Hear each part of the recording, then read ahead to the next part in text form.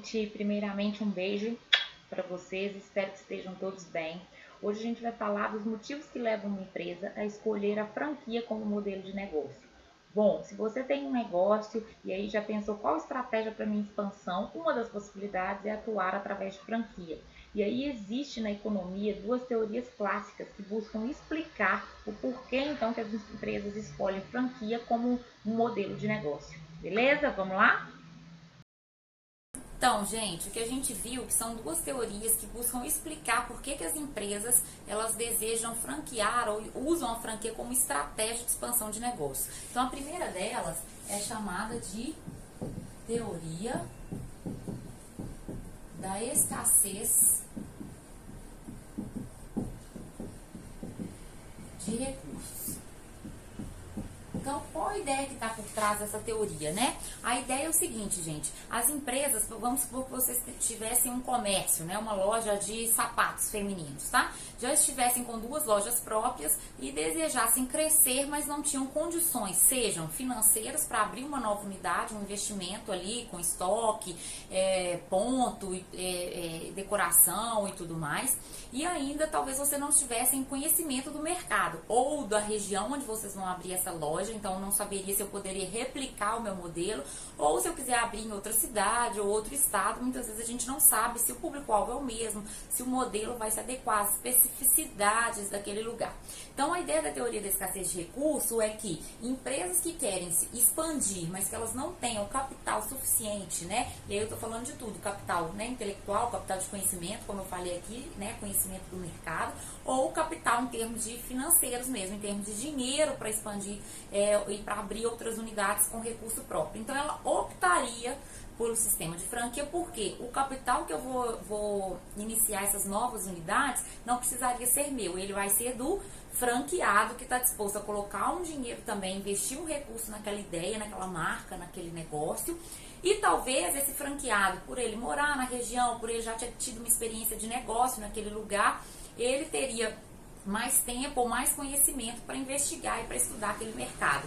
Então eu divido, né, o meu risco, porque aquele franqueado vai correr atrás na ideia de conhecer mais esse mercado, e também o dinheiro que está investido é do franqueado e não somente meu. Então, nessa ótica, as empresas optariam então por franquia para conseguir fazer uma expansão acelerada, ou seja, eu consigo crescer mais rapidamente, eu consigo abrir 10, 20 unidades talvez no ano, enquanto que se fosse com o meu dinheiro, dinheiro próprio, dinheiro que o próprio negócio está rendendo, eu não conseguiria crescer nessa velocidade. Então, por essa teoria, empresas optariam por estratégias de negócio franquia, né, o franchise, por ser uma estratégia que me propicia um crescimento e uma expansão, por acabar exatamente com a escassez de recursos que eu teria. Sim? E aí que ao longo do tempo, essa empresa com as taxas de royalties, né, essa franqueadora com as taxas de royalties e crescendo em unidades, ela vai conseguindo então esses recursos que antes eram escassos, que ela não tinha, esses recursos então, eles vão se transformando em uma coisa natural e a empresa passa a ter então mais recursos dentro da rede. Então, uma lógica, gente, natural dessa teoria é que passado um tempo, o que no longo prazo, o que iria acontecer é que talvez uma das consequências seria a recompra de unidades de franquia. A gente vê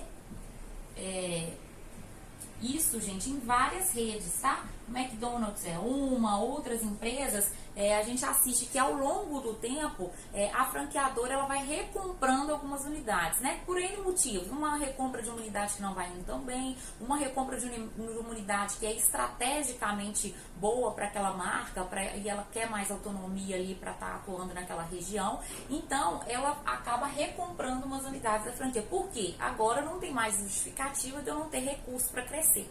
Então, segundo essa teoria, ao longo do tempo, a tendência é, no primeiro momento eu não tenho dinheiro, não tenho recurso, uso a estratégia de franquia. Quando eu começo a rodar, né, ter um ciclo virtuoso e começo a gerar recursos, eu começo a recomprar as unidades e a lógica no final de tudo seria eu ter, então, uma companhia novamente apenas com a dona sendo a franqueadora, né, porque ela não precisaria mais franquear suas unidades, dado que ela não tem mais escassez de recursos.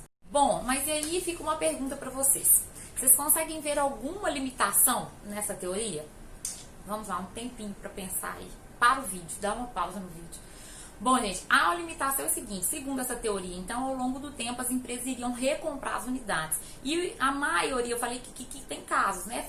McDonald's, outras empresas que recompram, mas a maioria delas não fazem esse processo ao longo do tempo. Então, o que leva a uma limitação dessa teoria, porque se eu fosse optar pela franquia como estratégia de negócio apenas para driblar essa escassez de recursos que eu tenho, à medida que eu estivesse tendo mais recursos, a minha lógica seria, não preciso mais franquear, vou começar a abrir unidades próprias.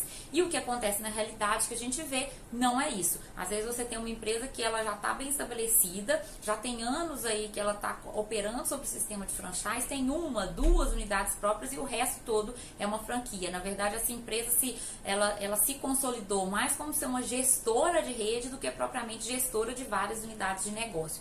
Então, fica aí como limitação dessa teoria, né? Ela não consegue explicar, então, redes que continuam depois operando no sistema de franchise, mesmo não tendo essa escassez de recursos.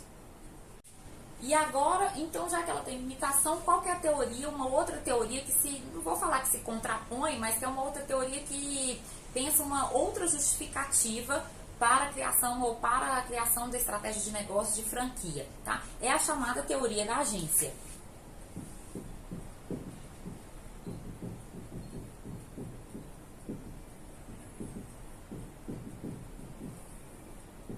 Bom, na economia, gente, a gente fala que a gente tem conflito de agência quando os agentes ou os atores econômicos, eles têm interesses diferentes, né? Então, essa teoria da agência para explicar a franquia nasceu exatamente dessa ideia. Então, qual que é a premissa aqui? Se eu tenho várias lojas próprias e eu sou uma pessoa só, se for um dono, dois, três, eu não vou dar conta, talvez, de administrar todas essas unidades. O que eu vou fazer? Eu vou contratar uma equipe ou um gestor para tomar conta das minhas unidades. E aí começam a surgir conflitos de agência. Muitas vezes aquele gestor que está lá numa unidade a 2.000 quilômetros daqui, eu abri um negócio em Belo Horizonte, que é uma pessoa gerindo a minha unidade lá no Nordeste, tá? Muitas vezes eu posso entender, eu posso achar que o interesse daquele gestor conflita com o meu interesse. Então, às vezes, algumas diretrizes que eu passo lá não são seguidas, alguns valores que eu acredito lá não estão sendo seguidos e valorizados, e aí eu começo a ter conflitos entre o gestor e entre o dono dessa companhia. E isso acaba resultando em perdas financeiras, perdas em desgastes mesmo provocados por esse conflito. Então, por que isso aqui originaria uma opção pela estratégia de franquia? Porque a partir do momento em que eu não contrato um gestor e faço um contrato com uma outra pessoa física, né, que vai abrir um modelo replicando o meu, ele vai ser dono do negócio. Então, o franqueado, ele é dono daquela unidade. O que se espera? Que o dono do negócio ele esteja mais comprometido, ele vai ali se sacrificar muitas vezes por aquele negócio mais do que um funcionário, porque dali depende muitas vezes o sustento dele, da família, né, a visão dele de negócio de crescimento, ali tem um investimento dele, tanto pessoal quanto financeiro, muito grande. Então, a ideia é que a teoria da agência explicaria o sistema de franchising, porque ele viria diminuir esses conflitos de agência, né? Ou seja, agora os dois ali estariam indo para o mesmo objetivo, ou os dois estariam dispostos a sacrificar, e se for o caso, em alguns pontos, ou trabalhar mais, ou investir mais dinheiro, porque ali os dois são proprietários, tanto o franqueador quanto o franqueado. Bom, e aí vocês podem estar perguntando assim, mas também podem existir conflitos entre o dono da franquia, o franqueador, e o franqueado, a pessoa que abriu a unidade. Pode. E é exatamente essa uma limitação da teoria da agência. Ou seja, a própria franquia, ela também gera conflitos, muitas vezes, né, gente? Não vamos falar que é uma regra, mas muitas vezes gera conflitos de agência entre os atores da franquia. Então, eu também posso ter um conflito de um franqueado achando que está pagando uma taxa muito alta depois de algum tempo. Isso é comum acontecer. Eu estou pagando os royalties, mas eu não tenho o apoio que eu esperava.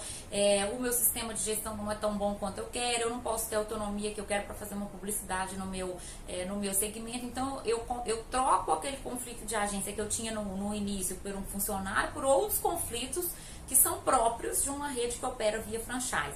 O que na verdade é o resultado disso aqui? Na verdade, o que a rede vai ter que pensar é fazer um balanço, né? E aí é um trade-off mesmo entre qual o conflito que eu prefiro. Eu prefiro o conflito de agência, de trabalhar com funcionários e ter um gestor e coordenar isso e ter esse trabalho, ou eu prefiro o conflito que eu tenho com o meu franqueado e eu vou começar a administrar isso. Então, a lógica aqui é que o conflito de agência com os franqueados, ele deveria ser menor do que o conflito de agência se eu tivesse uma equipe própria. E aí eu continuo no sistema de franchise, operando no sistema de franchise em função disso.